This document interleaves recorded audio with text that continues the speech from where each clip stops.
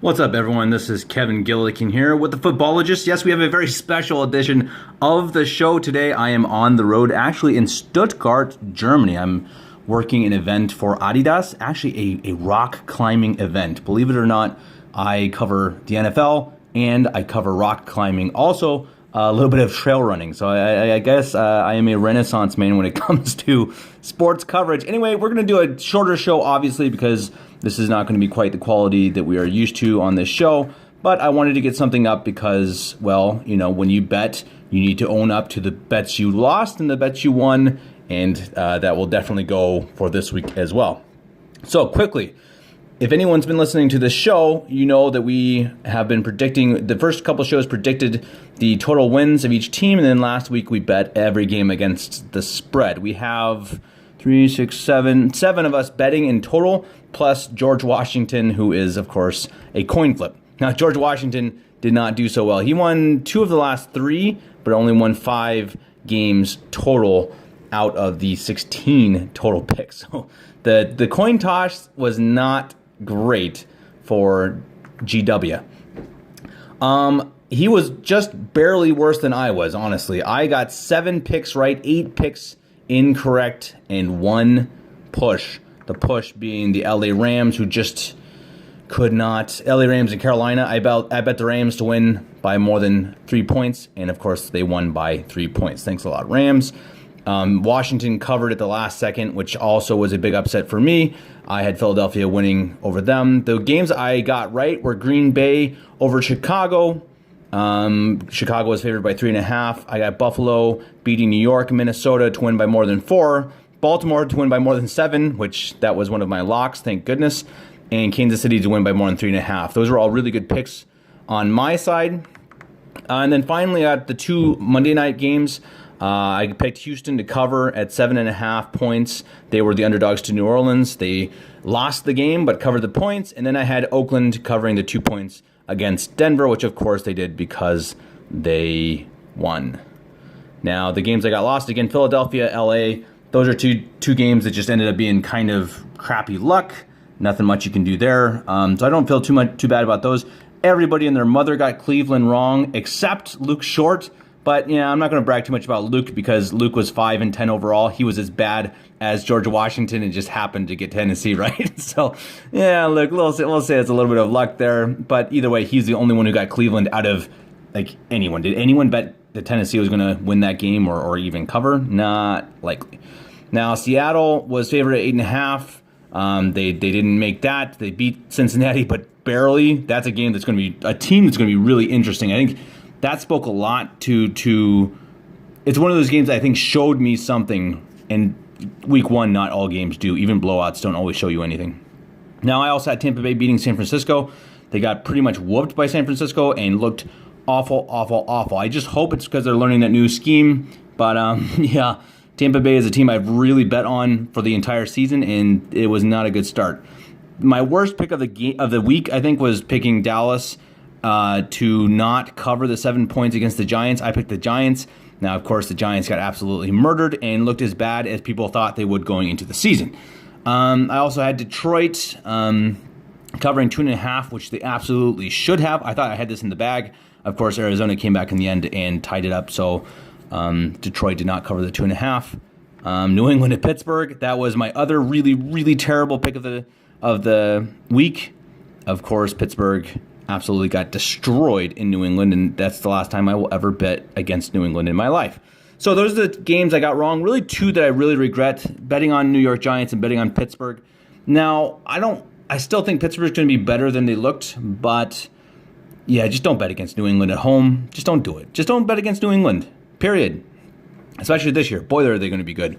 Now, I want to give props to Skipper Dude and Dom, who both went 10-5 and 1. That is really solid. If you can bet, even 52%, you're doing well. So to bet and get over double the amount of games right than they did incorrect, that is well done for them. Dom also bet on Miami, so I'm not entirely sure if it's legit that he got these right, but he did. He did anyway. He got some good picks. Skipper Dude was really solid, and Paul got all 3 of his locks correct. So our lock picks actually went quite well. Let me see if I can find it here.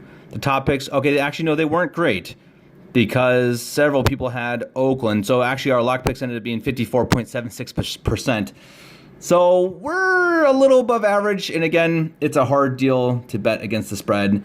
And hopefully this week we're going to do better. I want real quickly to say the games that I think are real and the games I think are not real. I think we saw that New York Giants are going to be really bad. Dallas is going to be really good.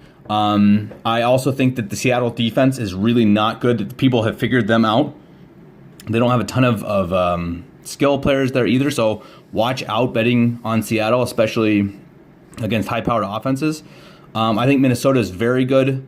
I think the Pittsburgh Steelers are not as bad as they looked, and I think Cleveland is not as bad as they looked. I don't love Cleveland. Anyone who's listened to the show knows I don't love Cleveland, but I think they're an 8-8, 9-7 team. So they're going to be decent. They're not going to get blown out every week. So don't panic about Cleveland, and definitely don't panic about Pittsburgh. Also, one to not totally trust in is Baltimore. They killed Miami, but that's going to be a trend this year because Miami is about as good as a high school team right now. Baltimore, they're going to be also very good. I have them right on the edge of the playoffs this year. But don't trust the 5 touchdowns from Lamar Jackson. He's going to be good. They're going to be a really good team, but they're not going to be as good as they looked in week 1. Okay. Now, obviously, the Denver Broncos also got whooped up by Oakland on the road. I think I see some of it, and I believe some of it. I think that the Oakland offense is better than people are giving them credit for, and I think that they're going to be a difficult team to beat, especially at home. I think Oakland fans are going to really show up in their last year in that stadium. And that being the case, they're going to be difficult. They're going to be a difficult out for everyone, I think. But they also just play particularly well against the Broncos. I saw Derek Carr's passing percentage is up 12% against the Broncos than against any other team. Bizarre. He just plays better against the Broncos. It's scheme, whatever it is. Broncos didn't play well. The Broncos are not that bad. I really think the Broncos are an 8-8, 9-7 team. They're not the team that they looked like on Monday night, and I think that you will see that this week against the Bears. So that's a good segue into this coming week. I'm going to, again, quickly do this because I am working this evening, and I got to go to a business dinner, but I want to go through the picks, and let's see what we've got. Okay, we have not filled in the Magnificent 7 bets, the combined bets yet, so I'm just going to go through my picks and just mention who is favored for each game. So Tampa Bay goes to Carolina. Carolina is favored right now by 6.5. I got most of these spreads from DraftKings.com, but I had to get a couple of them from Westgate because DraftKings didn't have all of them available for some reason, so I only got the ones that I could from them, and then Westgate for the rest. Tampa Bay at Carolina, 6.5 points. Again, for any newbies, that means that Carolina needs to win by at least 7 points in order for that pick to be a winner if you pick Carolina. If Tampa Bay wins by, or even loses by six points or less, then Tampa Bay covers. So that's when we're saying we're picking against the spread, it's against a certain line of points that the winner has to win by or the loser has to lose by. Carolina, 6.5. Almost everyone has Carolina, and I do as well. Taylor Koth, one of our guys over at MileHighReport.com, has got Tampa Bay covering, maybe to win. I didn't talk to him about it. And Dom Gillikin also has Tampa Bay. I hope in a way, I hope they're right because Tampa Bay has been one of the teams I really hope for. And I've got Mike Evans and Jameis Winston in several of my fantasy leagues. So I hope that they're not as bad as they looked. But either way, I got Carolina winning this one. I don't love Cam Newton this year, but they've got a good team. And Christian McCaffrey is just a freak. I really think McCaffrey, he's going to go over 2,000 yards combined. He could do like 2,500. The dude is a monster, and that offense is just gonna make him. He's gonna be the MVP at this point. Watch out. All right, next game: Arizona at Baltimore. Baltimore getting 13.5 points. That is a really big line. I think Baltimore is up for a regression after just cruising against Miami. I think Baltimore wins, but I think it's actually going to be close. I think Arizona is going to fight. They've got an okay defense, and they've got Murray at quarterback, who is going to always make things interesting. So I've got Arizona. This is pretty split. Actually, no, Arizona is actually favored by most of us. The only ones picking Baltimore are Luke Short and Taylor Koth. Luke Short has this as a lock for Baltimore. Interesting. Everyone else has Arizona, which actually surprises me a little bit. Okay, next game, Buffalo at the New York Giants. Buffalo obviously won and covered against the Jets. They're one of my favorite teams going into the year. They're going to be tough. They're going to win ugly games, and they're going to be better than the Giants. So again, Buffalo favored 2.5 on the road at the Giants. It's mostly picks for Buffalo. The only one against Buffalo is Luke Short picking New York. Luke Short, again, going against the grain. Taylor Koth has this as a lock. Dallas at Washington. Dallas getting 5 points. This is a tough one. I picked Washington. Yeah, I don't know. Honestly, that's a pick I think I might change. I went through these picks. I'm going to change that as we speak because this has not been made public, I believe. I'm going to go and pick Dallas because when I first went through this, I was just kind of going with my gut. But Dallas, the more you look at the film, the more they look like a really good offense and a solid team in general. Washington, I think, was a bit of a flash in the pan, so I think Dallas picks this one up and wins by more than 5 points. I think I picked Washington because it's at home in Washington, and I was giving them the points, but yeah, I don't love it. So I've got Dallas. And this is a split decision. We got 4 picking Dallas, 3 picking Washington. Paul and Eric Caveman have Dallas as their lock. Indianapolis at Tennessee. Tennessee getting 3 points. I've got Indy as a lock. I really like Indianapolis, and I just don't believe in Tennessee. And I regretted it last time. Maybe I will again. But I'm going to go with Indy. I think they got a really solid all-around team. They lost a tough one last week against the Chargers, but Indy pulls this one off. This is another fairly split one. Taylor Koth and Paul picking Tennessee, everyone else picking Indianapolis. And again, I've got Indianapolis as a lock to win to cover the 3 points on the road against Tennessee. All right, next game, Jacksonville at Houston. Houston's favored 9.5. Whew, that's a big line. You got Gardner Minshew has to take over for Nick Foles. I think that Houston's going to get after him. I think they're going to take advantage of a rookie quarterback who doesn't have a lot of experience. He obviously has about half a game of experience in the NFL. Houston looked really good in some ways. I think their offense is going to click, but their offensive line is terrible. If they can keep Watson even for 3 seconds on his feet, he will win games. And I think against non-superior teams, they should own them. And I actually think Houston can cover this and win by at least 10 points. I don't love this bet, but I'm going with my gut. I'm going with Houston. Another one that's split. Except for, no, actually, that's not true. It's more for Houston, 2 betting Jacksonville, the 2 being Dom and Eric. LA Chargers at Detroit next. Chargers getting 3 points on the road. A lot of people like the Chargers here. Only 1 betting Detroit. That's Luke. Everyone else betting the Chargers. Dom Gillikin has it as a lock. Detroit has got some good pieces, but I don't like their coach. And I think they're not great in any way. Like, I really like Hawkinson. But that's about it. Stafford's just their defense is everything is meh. The Chargers are a good team. They have some weaknesses as well, but I think they'll come in and show that they are the dominant team and a very good team in the AFC West, of course. Minnesota at Green Bay. This should be a really good game. I think 2 good defenses again. Green Bay's defense looked better than it should have against Chicago because Chicago has a terrible offense.